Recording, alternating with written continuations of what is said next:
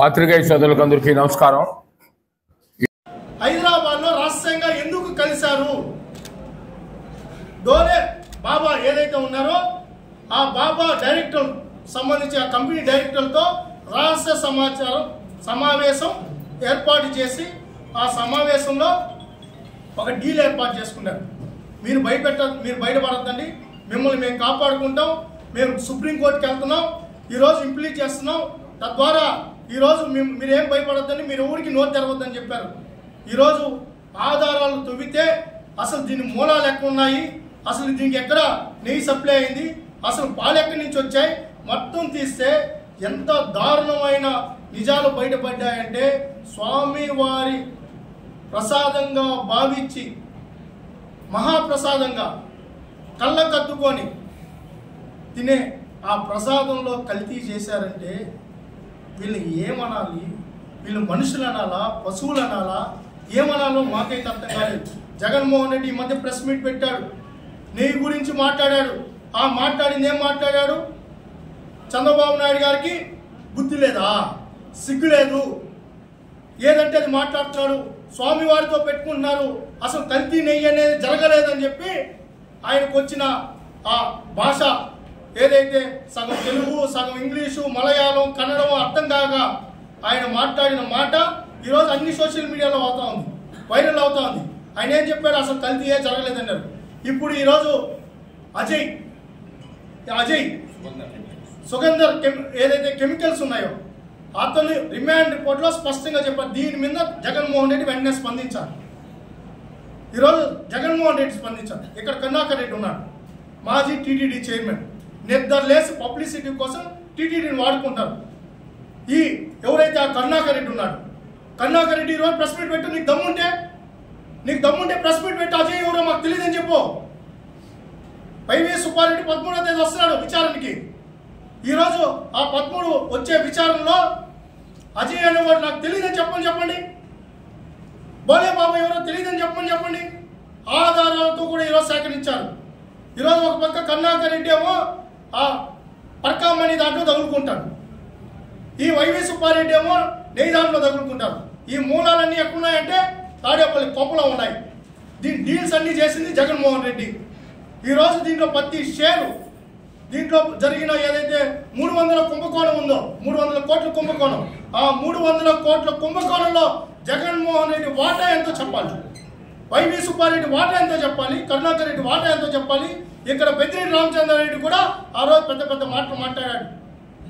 ఏం మాట్లాడాడు? అసలు జరగని కల్తీ గురించి కల్తీ నెయ్యి అని మాట్లాడుతున్నారు. చంద్రబాబు గారికి అసలు మనసు ఉందా అని మాట్లాడారే పెద్దిరెడ్డి రామచంద్రారెడ్డి. ఈరోజు మాట్లాడవయ్యా, నువ్వు స్పందించు, ఈరోజు స్పందించాలి నువ్వు. ఈరోజు మీ హయాంలో ఢిల్లీలో చక్రం తిప్పిన ఆ అర్హత లేని ఒక ఆఫీసర్ని తీసుకొని వచ్చి మొత్తం కొండని దారాదత్తం చేశావు కదా.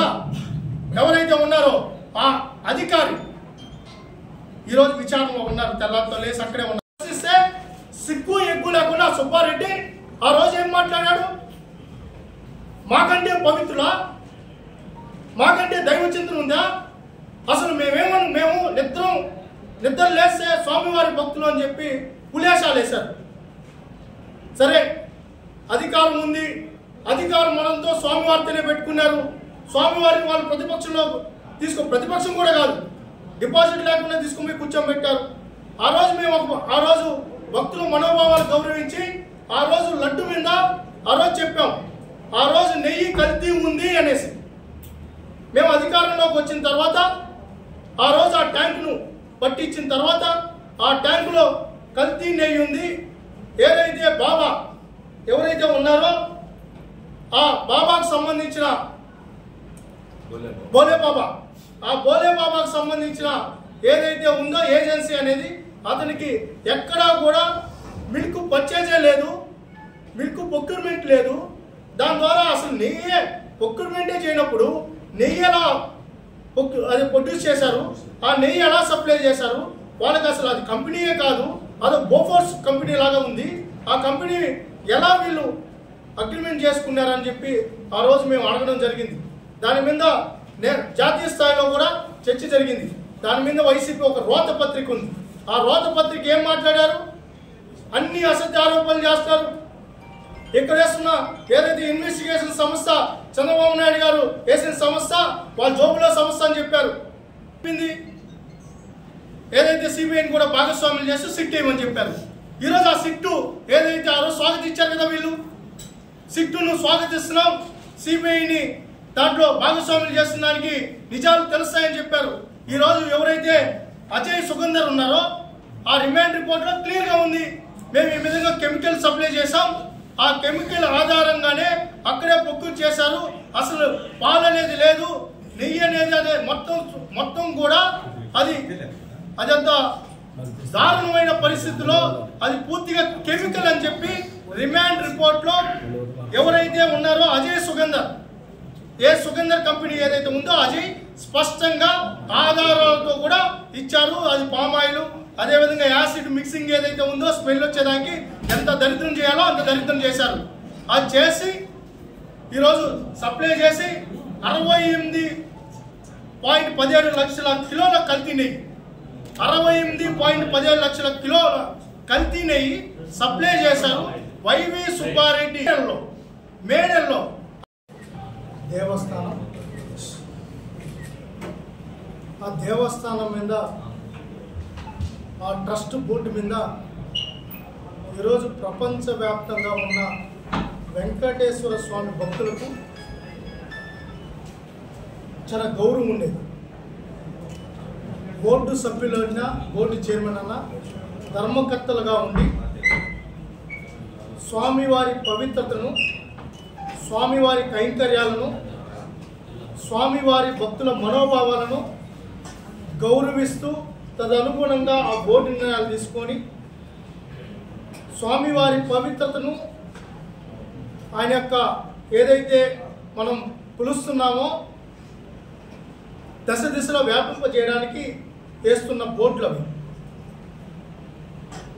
బాధాకరమైన విషయం ఏంటంటే ఈరోజు ఇక్కడ ఉన్న వాళ్ళందరూ కూడా స్వామివారి భక్తులు. తిరుపతిలోనే పుట్టాం, ఈ జిల్లాలో పుట్టాం, స్వామివారి పాదాల చెంత పెరిగాం.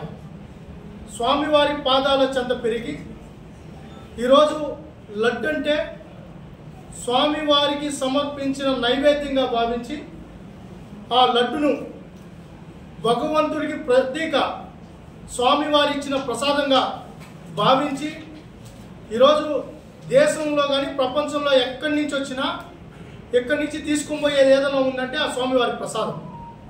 ఆ ప్రసాదాన్ని తీసుకెళ్ళి నలుగురికి పంచి మేము తిరుమలకి వెళ్ళాం అని చెప్పుకుంటే అదొక ఆనందంగా, అదొక భాగ్యంగా ఫీల్ అవుతూ ఉండేవారు.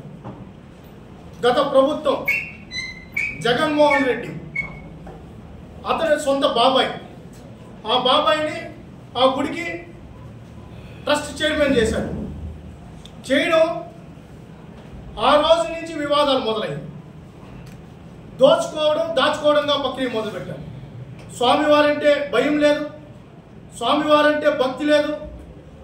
వాళ్ళ యొక్క తీరు, వాళ్ళ ప్రవర్తన చూస్తే నిజంగా అసహ్యం వేసింది.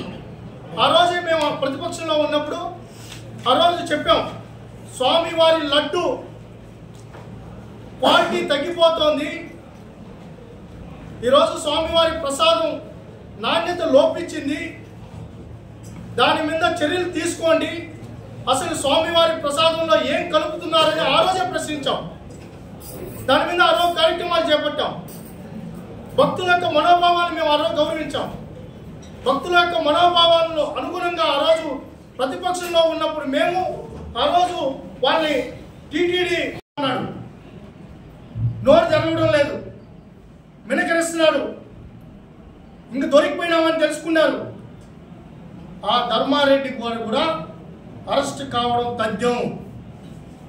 స్వామివారితో పెట్టుకున్న ఎవరిని వదిలిపెట్టదు ఈ కూటమి ప్రభుత్వం. ఇది భక్తుల మనోభావాలకు సంబంధించిన విషయం.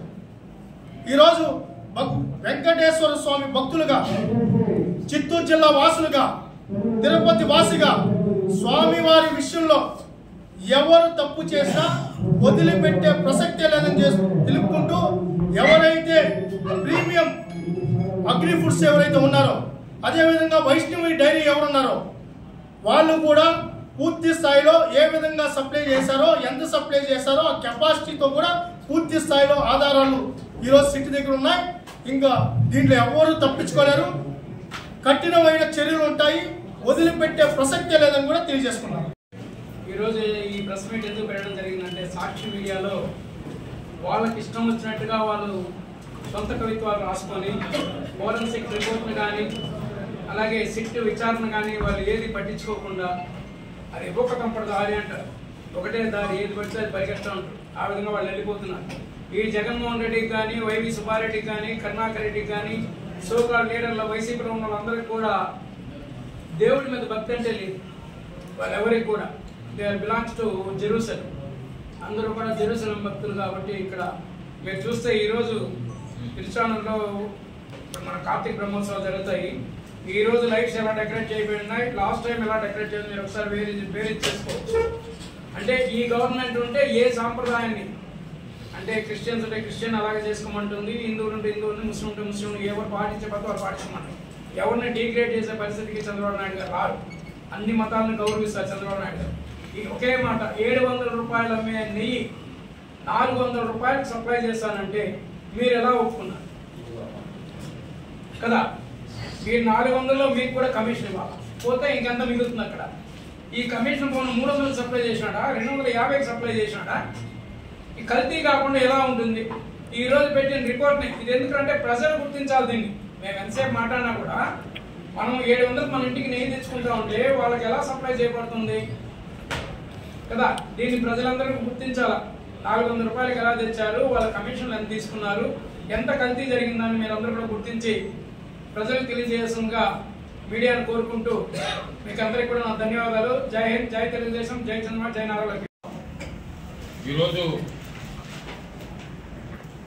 గత 1.5 సంవత్సరాల కన్నా ఈరోజు హాట్ టాపిక్గా నడుస్తూ ఉండేది తిరుమల తిరుపతి దేవస్థానంలో నెయ్యి అక్రమాల పైన, కల్తీ నెయ్యి. దాని హిస్టరీ ఒకసారి ఆలోచిస్తే, చిత్తూరు డైరీ చైర్మన్గా ఉన్నప్పుడు 120 టన్నులు ఒక నెలకు మేము సప్లై చేసేవాళ్ళం. అది కూడా ఎంత అంటే 120 డిగ్రీస్ టెంపరేచర్లో హీట్ చేసి దాన్ని ఇస్తే ఆ లడ్డు నాణ్యత బాగుండేది. అది విదేశాలకు కూడా తీసుకొని పోయేటప్పుడు చేసేది. CFTRI అని మైసూరులో ఒక research institution, central food research institution, దాన్ని వాళ్ళని రమ్మని చెప్పి మాకు లడ్డు విస్టాండ్ ఎక్కువ రోజులు ఉండాలంటే ఏం చేయాలంటే 120 డిగ్రీస్ టెంపరేచర్లో నెయ్యిని మరగబెట్టి పంపిస్తే డెఫినెట్గా చేస్తూ మరి అదేవిధంగా స్మెల్ కూడా చాలా బాగుంటుంది అని చేశాం.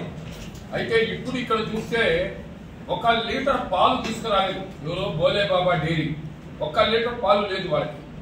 అదేవిధంగా మరి అక్కడ ఎవరైతే నిన్న కెమికల్స్ యూజ్ చేసినారో వాళ్ళకు కూడా 1 లీటర్ పాలు లేదు.